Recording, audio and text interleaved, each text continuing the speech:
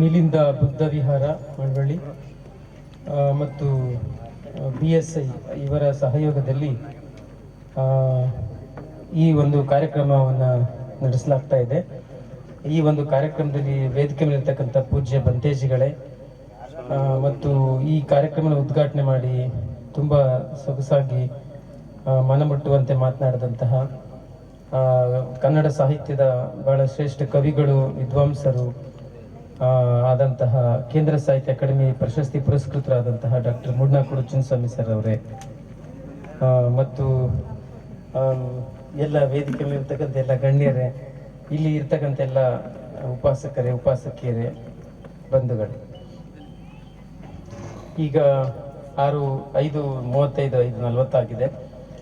ಹಾಗಾಗಿ ನಾನು ಕೂಡ ಹೆಚ್ಚು ಮಾತಾಡೋಕ್ಕೆ ಅವಕಾಶ ಇಲ್ಲ. ಅದರಿಂದ 1-2-3 ಮಾತುಗಳನ್ನ ನಾನು ಹೇಳೋದಕ್ಕೆ ಇಷ್ಟಪಡ್ತೀನಿ.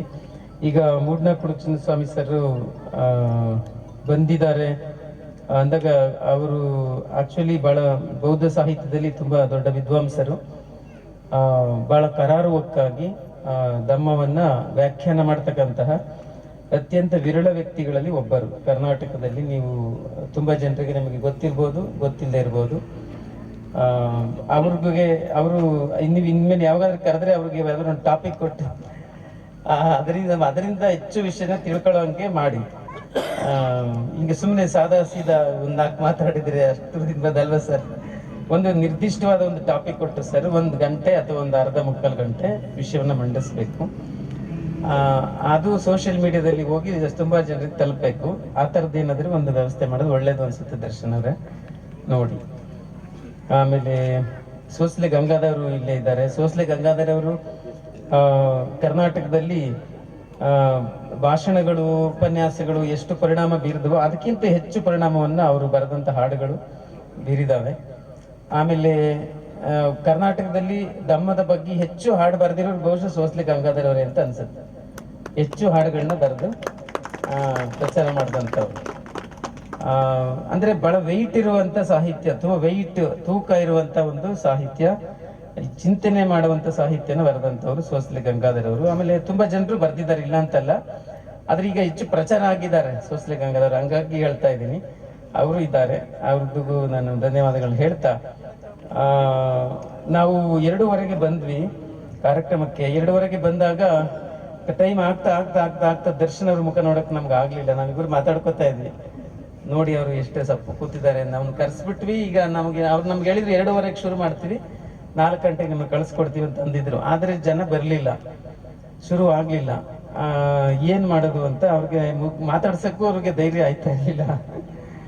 ಅದಕ್ಕೆ ನನಗನ್ಸೋದೇನೆಂದ್ರೆ, ನೀವೆಲ್ಲರೂ ಸಹಿತ ಗಮನಿಸಿದೇನ, ಈ ಶೋಷಿತ ಸಮಾಜವನ್ನ ನಾವು ಧಮ್ಮದ ಮೂಲಕ ಸಂಘಟಿಸಕ್ ಹೋದಾಗ್ಲೂ ಒಂದಷ್ಟು ನಾವು ಸಮಸ್ಯೆಗಳನ್ನ ಎದುರಿಸಬೇಕಾಗುತ್ತೆ.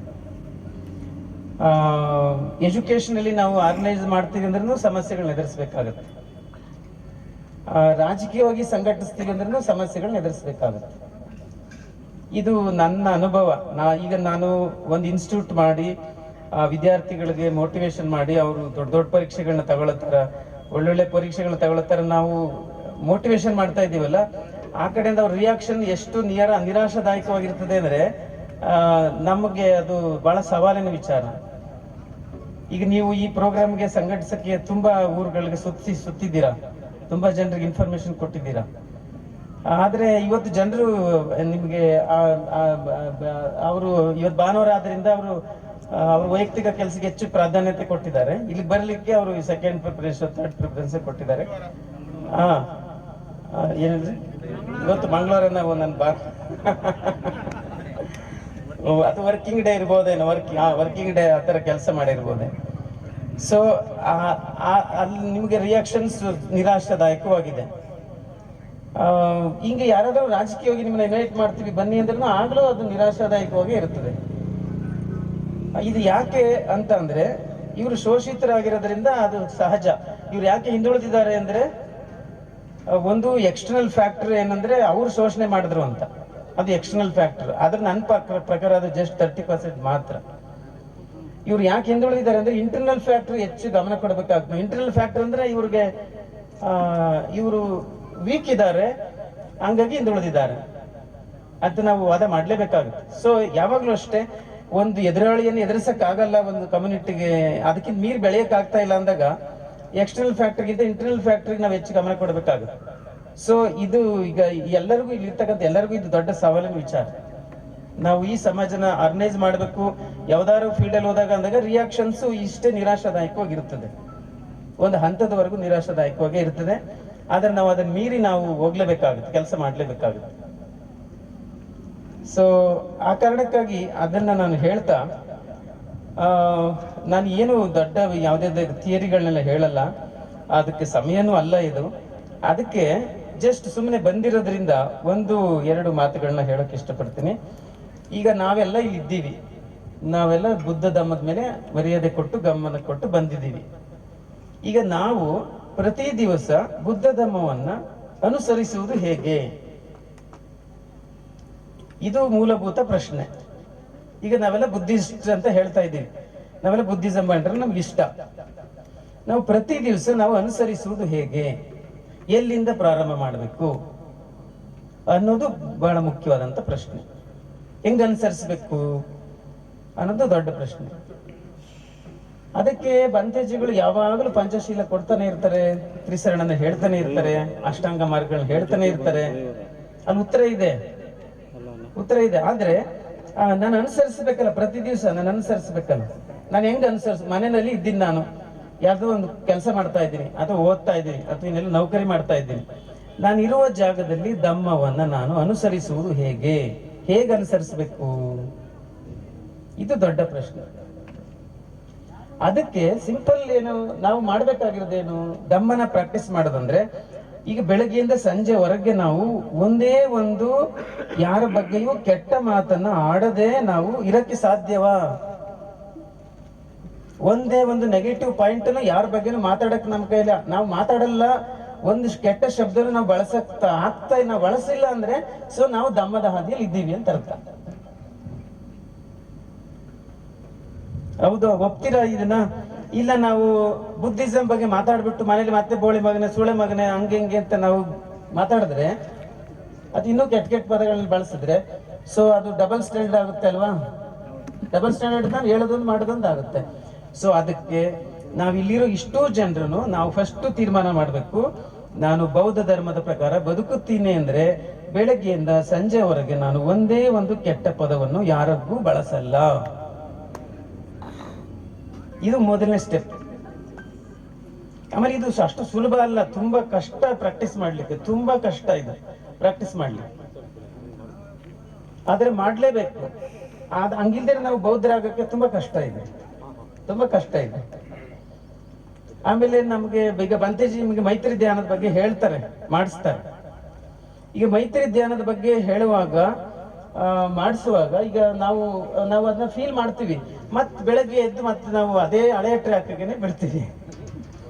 ಈಗ ಉದಾಹರಣೆಗೆ ನಮಗೆ ಯಾರಿಗಾದ್ರೂ ಈ ಒಡೆಯೋದು ಬಡಿಯೋದು ಆ ಹಿಂಸೆಯನ್ನು ನಾವು ಆನಂದಿಸ್ತೀವಿ, ಎಷ್ಟೋ ಸಂದರ್ಭದಲ್ಲಿ ಆನಂದಿಸ್ತೀವಿ. ಒಂದು ಉದಾಹರಣೆಗೆ ಹಲ್ಲುದ್ರಿಸ್ಬಿಡ್ತೀವಿ, ನೋಡು ನಿನಗೆ ಹೊಡಿಲ್ಲ, ಅವನಿಗೆ ಕೈಕಾಲು ಮುರಿಲ್ಲ ಅವನಿಗೆ. ಆ ಮಾತುಗಳನ್ನ ಹೇಳುವಾಗ ನಮ್ಮ ಮನಸ್ಸು ಆ ಹಿಂಸೆಯನ್ನ ಆನಂದಿಸುತ್ತದೆ, ಆ ಹಿಂಸೆಯನ್ನು ನಮ್ಮ ಮನಸ್ಸು ಖುಷಿ ಪಡುತ್ತೆ ಆ ಮನಸ್ಸು. ಸೊ ನೀವಾಗ ನಾವು ಬೌದ್ಧ ಹೆಂಗ ಆಗ್ತೀವಿ, ಅವಾಗ ಹೆಂಗ್ ಬೌದ್ಧರಾಗ್ತೀವಿ? ಸೊ ಅದಕ್ಕೆ ನಾವು ಬೆಳಗ್ಗೆಯಿಂದ ಸಂಜೆವರೆಗೆ ಸೊ ಪ್ರಾಕ್ಟೀಸ್ ಮಾಡ್ಬೇಕು ಅನ್ನೋದಾದ್ರೆ, ಸೊ ನಕಾರಾತ್ಮಕವಾಗಿಯೂ ಸಹಿತ ನಾವು ಯೋಚಿಸುವುದಿಲ್ಲ, ಯಾರ ಬಗ್ಗೆಯೂ ಸಹಿತವಾಗಿ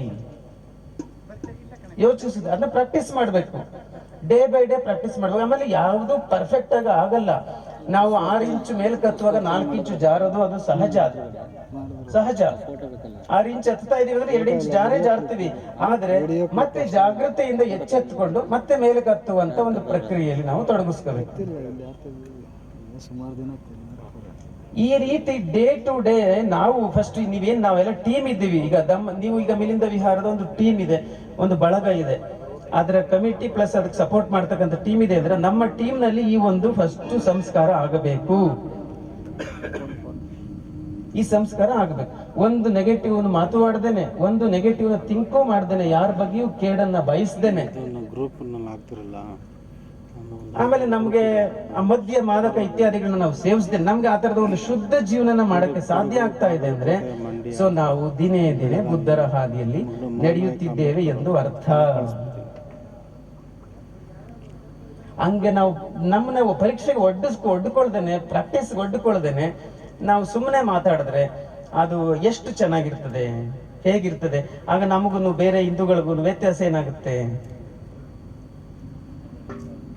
ಅಲ್ವೇ? ದಯವಿಟ್ಟು ಯೋಚನೆ ಮಾಡಿ. ಇದು ತುಂಬಾ ತುಂಬಾ ಮುಖ್ಯ ಅಂತ ನಾನಾದ್ರೂ ಭಾವಿಸ್ತೀನಿ. ಯಾಕೆಂದ್ರೆ ಈ ಬೌದ್ಧರು ಮತ್ತು ಬಾಬಾ ಸಾಹೇಬ್ ಅಂಬೇಡ್ಕರ್ ಅವರ ಇಂಥವರ ಒಂದು ಮರ್ಯಾದೆಯನ್ನ ತೆಗಿತಾ ಇರೋದು ನಮ್ಮ ಭಾಷೆ, ನಮ್ಮ ನಡವಳಿಕೆ, ನಮ್ಮ ಚಿಂತನೆ, ಶೋಷಿತ ಸಮಾಜದ ಚಿಂತನೆ, ಅವರ ಒಂದು ಥಿಂಕಿಂಗ್ ಲೆವೆಲ್ ಅದೆಲ್ಲ ಏನಾಗುತ್ತೆ ಅಂದ್ರೆ ನಾವು ದೊಡ್ಡ ದೊಡ್ಡ ಮಾತಾಡಿ ಬುದ್ಧರ ಬಗ್ಗೆ ಬಾಬಾ ಸಾಹೇಬ್ರ ಬಗ್ಗೆ ಮಾತಾಡಿ ಈ ತರ ಕೆಟ್ಟ ಕೆಟ್ಟ ಶಬ್ದಗಳನ್ನ ಎಮೋಷನ್ಸ್ ನ ಕಂಟ್ರೋಲ್ ಮಾಡ್ಕೊಳಕ್ ನಮ್ಗೆ ಆಗ್ಲಿಲ್ಲ ಅಂದ್ರೆ ಎಷ್ಟು ಕಷ್ಟ ಅಲ್ವಾ ಅಂತ. ಈಗ ಎಮೋಷನ್ಸ್ ನ ಕಂಟ್ರೋಲ್ ಮಾಡ್ಕೊಳಕ್ ಈಗ ನಾವ್ ಎಷ್ಟು ಸರಿ ಮಾತಾಡ್ಕೊಂಡಿಲ್ಲ, ಎಷ್ಟು ಸರಿ ಕೇಳಿಲ್ಲ ಈ ಕಥೆನ. ಗೌತಮ ಬುದ್ಧರಿಗೆ ಯಾರೋ ಬೈದ್ರಂತೆ ರಾಜ, ಈ ಕಥೆ ನೀವು ಕೇಳಿದ್ದೀರಾ ಅಲ್ವಾ? ಬೈದ್ರಂತೆ ರಾಜ.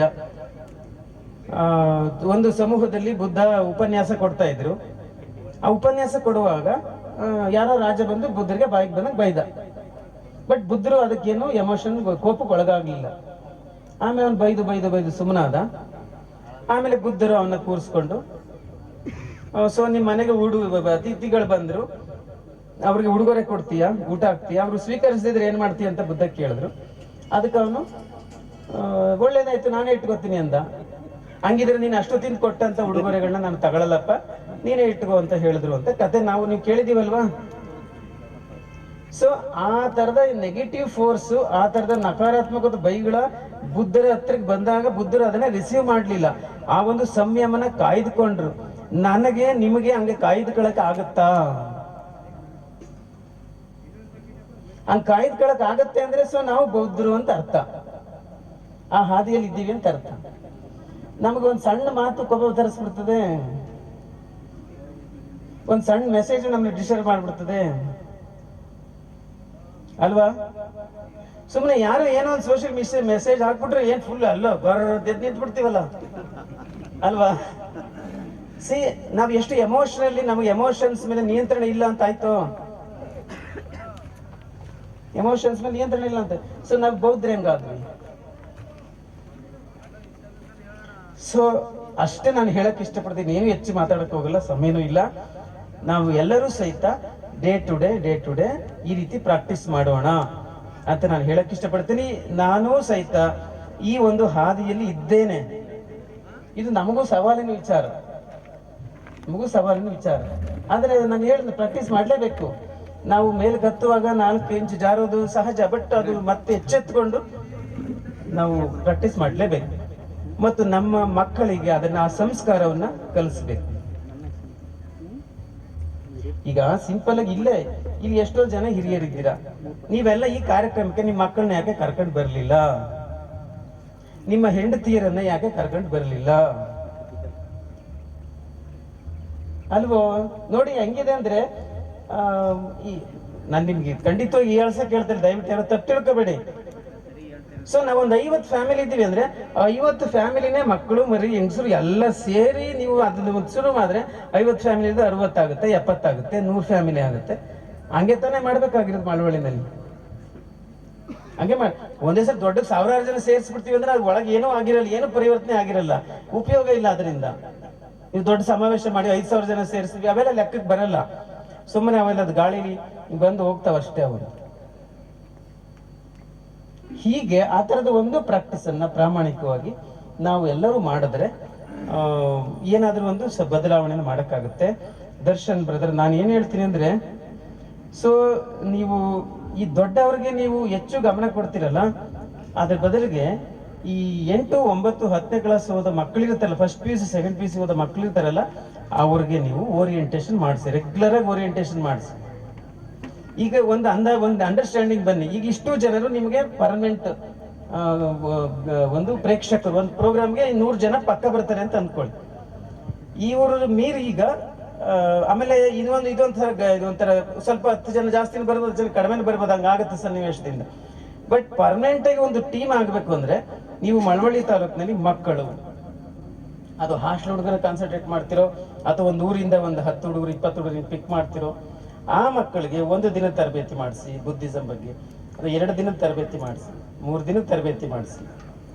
ಆಗ ಏನಾಗುತ್ತೆ, ನಿಮ್ಗೆ ಅದೊಂದು ಪರ್ಮನೆಂಟ್ ಆದಂತ ಒಂದು ಟೀಮ್ ಆಗುತ್ತೆ. ಅವರು ನಮ್ಮಲ್ಲಿ ಬೇಗ ಕ್ಯಾರಿ ಮಾಡ್ತಾರೆ ಅವರು. ಈಗ ನಾವೆಲ್ಲರೂ ಹೆಂಗೆ, ನಾವಿಲ್ಲಿರೋರು ಎಲ್ಲರೂ ಅರೆಬೆಂದ ಮಡಕೆಗಳು ನಾವೆಲ್ಲ. ನೀವು ಭತ್ತ ಕುಂಬಾರದಲ್ಲಿ ತಲೆ ಕುಟ್ಟು ನೋಡ್ತಾನಲ್ಲ, ಹಂಗೆ ಈ ಕುಟ್ಟು ನೋಡಿದ್ರೆ ಗೊತ್ತಾಗುತ್ತೆ ಈಗ ಎಲ್ರಿಗೂ ನಾವೆಲ್ಲ ಅರೆಬೆಂದ ಮಡಕೆಗಳು. ನೀವು ಚಿಕ್ಕ ಮಕ್ಕಳು ತಯಾರು ಮಾಡಿ ನೋಡಿ, ಅವ್ರು ಪೂರ್ತಿ ನೀವು ಸರಿ ಮಾಡ್ಬಿಡ್ಬೋದು ಅವ್ರು. ಹಾಗಾಗಿ ಆ ಕೆಲಸದಲ್ಲಿ ತೊಡಗಿಸ್ಕೊಳ್ಳಿ. ಆಗ ನಿಮ್ಮ ಟೈಮ್ ಏನು ವೇಸ್ಟ್ ಆಗಲ್ಲ, ಎನರ್ಜಿ ವೇಸ್ಟ್ ಆಗಲ್ಲ, ನಿಮ್ಮ ಬುದ್ಧಿನೂ ವೇಸ್ಟ್ ಆಗಲ್ಲ, ಅವೆಲ್ಲ ಸದ್ಬಳಕೆ ಆಗುತ್ತೆ. ಆ ನಿಟ್ಟಿನಲ್ಲಿ ನೀವು ಕೆಲಸ ಮಾಡಿದ್ರೆ ಒಂದು ಒಳ್ಳೆ ಬದಲಾವಣೆಯನ್ನು ಇಲ್ಲಿ ಮಾಡ್ಬೋದು ಅಂತ ಹೇಳ್ತಾ, ನಿಮಗೆ ಶುಭವಾಗ್ಲಿ. ಧಮ್ಮದ ಕೆಲಸನ ಯಾರೇ ಮಾಡಿದ್ರು ಅದು ಬಹಳ ಪುಣ್ಯದ ಕೆಲಸ, ಅದಕ್ಕೆ ಬೆಲೆನೇ ಕಟ್ಟಕ್ಕಾಗದೇ ಇರುವಂತ ಕೆಲಸ. ಹಂಗಾಗಿ ಅಂತ ಒಂದು ಪುಣ್ಯದ ಕೆಲಸಕ್ಕೆ ನೀವು ಕೈ ಹಾಕಿದ್ರೆ ನಿಮಗೆ ಶುಭವಾಗ್ಲಿ ಅಂತ ನಾನು ಹಾರೈಸ್ತೀನಿ. ಎಲ್ರಿಗೂ ಧನ್ಯವಾದಗಳು. Thank you so much. ನಮೋ ಬುದ್ಧ.